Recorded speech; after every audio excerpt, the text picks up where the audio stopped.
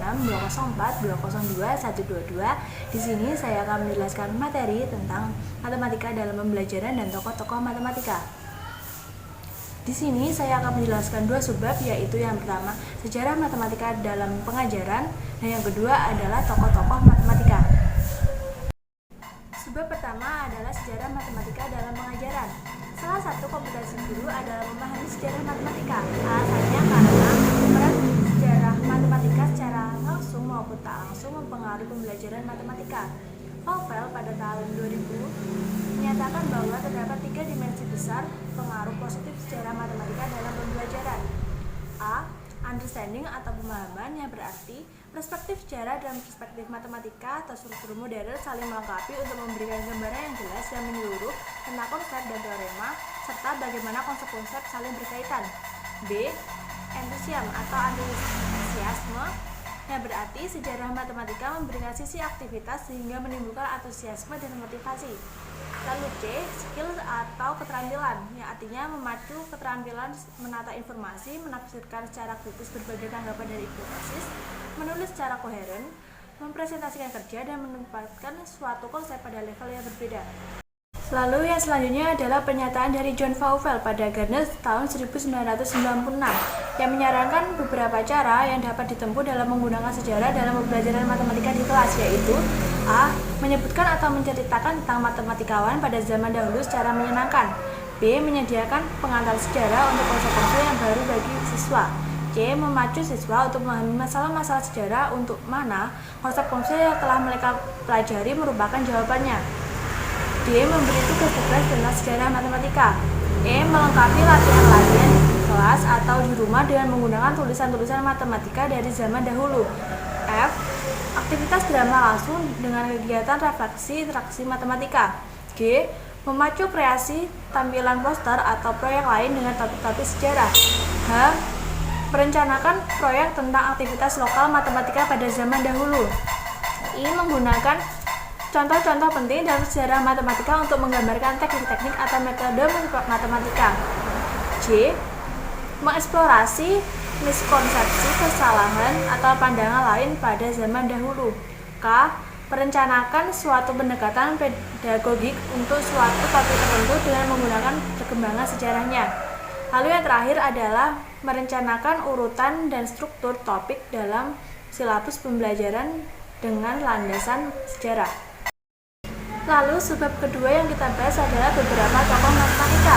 Dimulai yang pertama adalah Pythagoras yang hidup pada tahun 580 sampai 501 sebelum Masehi. Sebagai anak matematika tentunya kita tidak asing lagi dengan nama Pythagoras karena dari SD sampai sekarang nama ini sungguh sangat terkenal dan kita gunakan dalilnya pada rumus matematika, yaitu triple Pythagoras. Langsung saja, Pythagoras yang ini lahir di Pulau Samos di Turki dan mendirikan perguruan yang disebut sebagai perguruan Pythagoras. Dasar perguruannya adalah bilangan yang mengatur segala sesuatu. Lalu sumbangan matematika yang penting dari perguruan Pythagoras antara lain bukti teorema Pythagoras dan konversinya. Lalu Pythagoras mengajarkan bahwa semua bilangan adalah rasional. Lalu tokoh yang kedua yang kita bahas adalah Euclid yang hidup pada tahun 325 sampai 265 sebelum Masehi. Euclid dari Alexandria telah terkenal dalam matematika. Karya matematika dari Euclid adalah elemen yang merupakan kompilasi pengetahuan menjadi sumber belajar selama 2000 tahun. Buku tersebut dimulai dengan definisi dan 5 postulat serta aksioma. Euclid juga menulis banyak buku lain, tetapi yang dapat pertanyaan hingga kini terkait matematika antara lain adalah data yang berisi 94 proposisi dan on division yang membahas tentang mengenai cara membagi sebuah bangun menurut perbandingan yang diberikan. Lalu yang ketiga kita bahas adalah Archimedes yang hidup pada tahun 287 sampai 212 sebelum Masehi. Mungkin kita hanya tahu bahwa Archimedes ada pada buku sains atau ilmu pengetahuan alam. Tapi di sini yang kita bahas, Archimedes adalah sebagai tokoh matematika. Archimedes berasal dari Syracuse, Pulau Cilicia yang menjadi koloni Yunani. Archimedes sering disebut sebagai matematikawan terbesar sebelum Isaac Newton. Archimedes adalah penemu hukum hidrostatis. Sering disebut sebagai bapak integral karena seringkali menggunakan cara apa yang sekarang dalam bentuk modern kita sebut dengan kalkulus. Beberapa karyanya diantaranya adalah The Method atau metode yang banyak menjelaskan tentang metode menemukan teorema-teoremanya. Lalu yang kedua adalah Quadrature of the Parabola yang menjelaskan tentang membujur sangkarkan parabola yang berisi 24 dalil. Lalu buku yang ketiga adalah Measure Mentova Circle yang isinya tentang pengukuran lingkaran, di mana dengan metode klasik atau metode poligon beraturan yang mendapatkan perbandingan akar berada di antara dan dengan menghitung keliling poligon sehingga 96 beraturan. Lalu yang keempat adalah On Spiral yang berisi tentang spiral yang berisi 28 dalil mengenai sifat-sifat spiral yang kini disebut spiral Archimedes dengan persamaan polar. Lalu yang terakhir adalah buku tentang conoida dan steroida yang membuat 40 dalil mengenai isi benda putaran yang terbentuk oleh kurva, derajat bulat, dan soal-soal mengenai bulan. Yang keempat adalah Brahmagupta yang hidup pada tahun 598 sampai 670 Brahmagupta adalah kepala observatori astronomi di Ujjain yang merupakan pusat perkembangan matematika India saat itu. Karya terpentingnya adalah Brahmagupta Siddhanta yang diterbitkan pada tahun 628 yang memuat 25 bab. Dalam Brahmagupta Siddhanta terdapat 3 metode yang dinyatakannya. Ia mendefinisikan 0 sebagai hasil pengurangan sebuah bilangan dengan dirinya sendiri, memberikan aturan aritmatika dalam istilah untung atau bilangan positif, dan istilah rugi atau hutang bilangan negatif, memberikan rumus untuk luas segitiga tali busur dan diagonal segi 4 tali busur dengan menggunakan sisi-sisi segi 4. Brahmagupta juga menulis karya lain yaitu Kanda Kadyak yang diterbitkan pada tahun 665 Masehi yang membahas rumus interpolasi untuk menghitung nilai sinus yang sekarang dikenal dengan nama rumus interpolasi Newton-Stirling. Sumbangan lainnya adalah algoritma untuk menghitung akar kuadrat suatu bilangan. Algoritma ini kini dikenal dengan rumus iterasi Newton-Raphson. Brahmagupta juga mengembangkan notasi aljabar dan metode menyelesaikan persamaan kuadrat serta metode menyelesaikan persamaan tak tentu berbentuk AX plus C sama dengan BY. Yang kelima adalah Al-Khwarizmi yang hidup pada tahun 780 sampai 850 Masehi. Nama aslinya adalah Abu Musa Al-Khwarizmi. Abu Musa Al-Khwarizmi disebut sebagai bapak aljabar, terbukti pada dalam The Source of Al-Khwarizmi Algebra dan Boyer dalam Al-Histories of Mathematics. Abu Musa Al-Khwarizmi menyusun karya aljabar hisab Al-Jabr wal Muqabalah. Kitab aslinya berbahasa Arab lalu diterjemahkan. Terjemahannya termasuk oleh Gerard de Cremona yaitu The Jebra et Al-Muqabalah. Di dalam terjemahan karya Al-Khwarizmi tersebut terdapat 6 bab yang berisi 6 bentuk persamaan linear dan kuadrat. Selain secara aljabar, Al-Khwarizmi juga memberikan penyelesaian secara geometri dengan membuat diagram geometris. Karya aritmatikanya yaitu Liber Algorithm atau Algoritmi de Numero Indorum yang bahasa Arabnya Al-Jami wa atau Tofrik bil Hisab al-Hind yang memperkenalkan angka-angka Hindu-Arab untuk pertama kali ke Eropa beserta sistem desimal. Dia juga berjasa dalam merintis dan mempelopori hitungan-hitungan dengan angka 0 atau bahasa Inggrisnya cipher yang berasal dari bahasa Arab sifr dan sistem desimal. Selain karya yang telah disebutkan, terdapat pula karya lain yang terkenal yaitu Tratatit Arithmetica yang terjemahannya Prince Bonco Pakni. Tokoh ini sering dikaitkan dengan teorema The Casting Out 9. Sebagai astronom, Al-Khwarizmi juga menyusun Zich atau dasar astronomi dan berisi nilai-nilai sinus dan tangen. Lalu tokoh ke-6 yang kita bahas adalah Fibonacci yang hidup pada tahun 1170 sampai 1250 Masehi.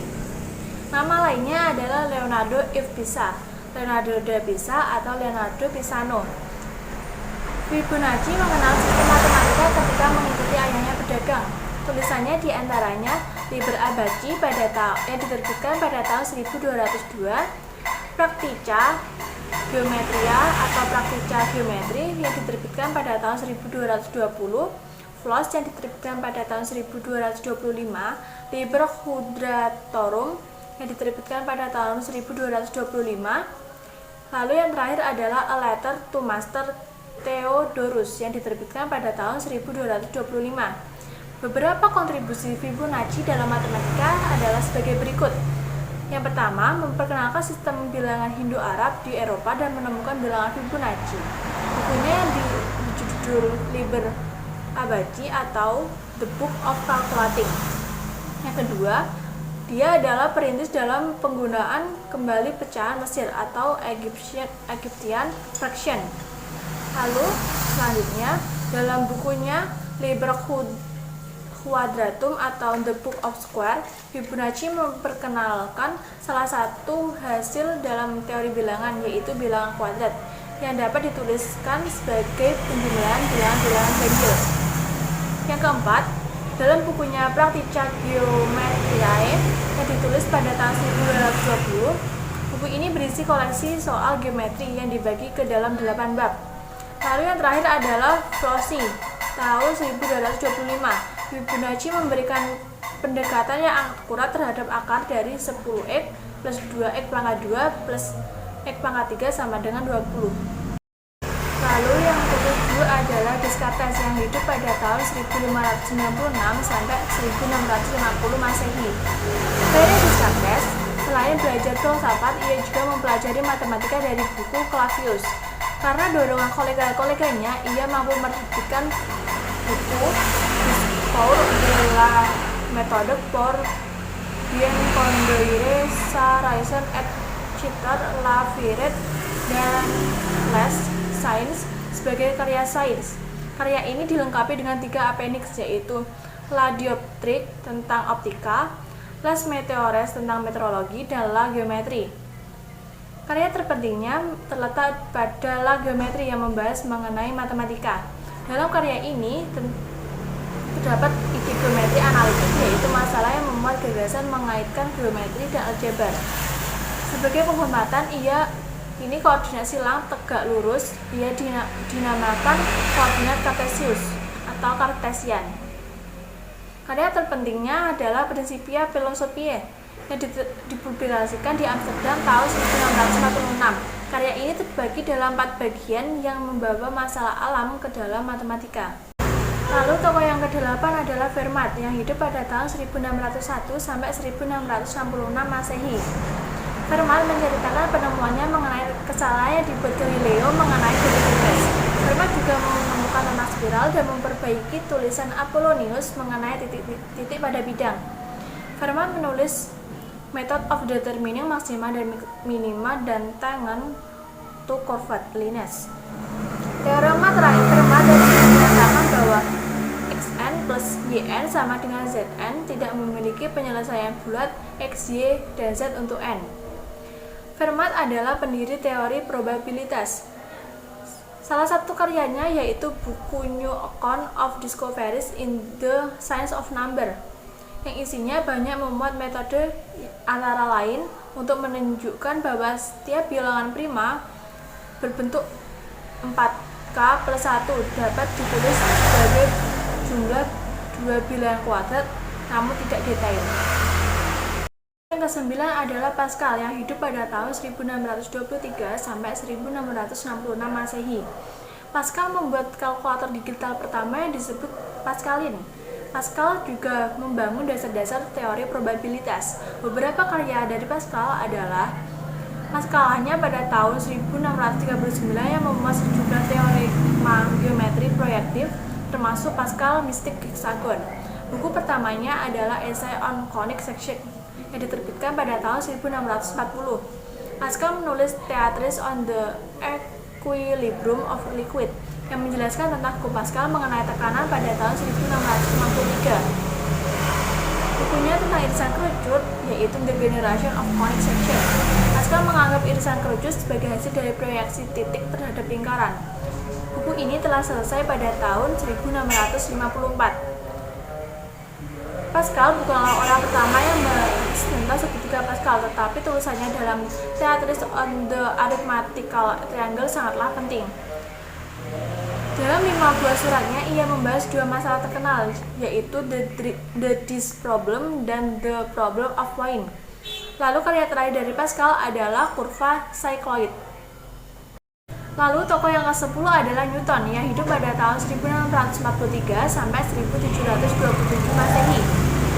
Tahun 1671, Newton menulis dasar-dasar kalkulus diferensial dan integral dengan metode Fluxion lewat buku De Methodis Seriorum et Fluxionum yang diterbitkan pada tahun 1736. Pada tahun 1669, saat Newton baru berusia 27 tahun, ia telah dipromosikan Barrow untuk menduduki Profesor Lucasian. Karya Newton yang pertama sebagai Profesor Lucasian adalah mengenai optik, di mana dia meneliti bahwa cahaya putih adalah gabungan berbagai tipe-tipe sinar lewat aberasi kromatik. Pada tahun 1672, Newton terpilih sebagai anggota Royal Society dan ia mempersembahkan sebuah karya yaitu teleskop reflektif. Pada tahun itu juga ia menerbitkan makalah tentang cahaya dan warna di The Philosophical Reception of the Royal Society. Pada tahun 1666, Newton telah membuat versi awal dari 3 hukum geraknya. Ia juga menjelaskan tentang hubungan segitiga. Atas saran dari Halley, Newton lalu menyusun buku terkenal Philosophia Naturalis Principia Mathematica yang disingkat dengan nama Principia. Lalu tokoh yang 11 adalah Gauss yang hidup pada tahun 1777 sampai 1855 Masehi. Carl Friedrich Gauss atau yang biasa dikenal sebagai Gauss menemukan hukum Bode, teori binomial, rata-rata aritmatik dan geometrik, hukum kebalikan kuadratik dan teorema bilangan prima. Dia juga menemukan tentang konstruksi segi 17 beraturan dengan penggaris dan jangka. Dia juga menulis mengenai astronomi. Gauss menghasilkan banyak karya di bidang lainnya termasuk Disquisition General Circa Siriem Infinitam yang membahas tentang deret dan bilangan hipergeometrik. Gauss juga tertarik dengan geometri diferensial, lalu menerbitkan buku yaitu Disquisitiones General Circa Superficies Curva yang diterbitkan pada tahun 1828. Tahun 1832, Gauss dan Weber menyelidiki teori magnetisme terestrial. Lalu hingga tahun 1840 ia telah menerbitkan 3 buku mengenai subjek ini. Gauss dan Weber juga menemukan banyak hukum fisika dan diterbitkan dalam kurun waktu 1836 sampai 1841. Lalu tokoh terakhir yang kita bahas adalah Cantor yang hidup pada tahun 1854 sampai 1918 Masehi. George Cantor terkenal sebagai penemu teori himpunan. Cantor menerbitkan makalah yang mendefinisikan bilangan irasional sebagai barisan bilangan rasional yang konvergen pada tahun 1870. Cantor membuktikan bahwa bilangan himpunan bilangan rasional dan bilangan aljabar adalah terhitung atau countable pada tahun 1873. Namun pada Desember 1873 ia membuktikan bahwa himpunan bilangan real adalah tak terhitung. Cantor membuktikan pada tahun 1877 bahwa ada korespondensi satu-satu titik-titik pada interval 0 sampai 1 dan titik-titik pada ruang dimensi P. Selama kurun waktu 1877 sampai 1882, Cantor mengirimkan karyanya tentang landasan teori himpunan ke jurnal Rayleigh, jurnal matematik Allen dan jurnal Acta Matematik. Makalah penting yang terakhirnya adalah tentang teori himpunan yang terbit pada tahun 1895 dan 1897 di Mathematics Annalen tentang aritmatika transisit. Di makalah yang kedua terdapat teori tentang well-ordered set dan bilangan ordinal. Pada tahun 1897, ia menemukan sebuah paradoks tentang teori himpunannya. Makalahnya membahas tentang teori himpunan pada tahun 1895, aritmatika transitif pada tahun 1897, tentang well-ordered set dan bilang ordinal, serta menemukan sebuah paradoks dalam teori himpunannya. Sekian dari saya, terima kasih. Jika ada kurang dalam penyampaian, saya mohon maaf. Wassalamualaikum warahmatullahi wabarakatuh. Sampai bertemu di video selanjutnya.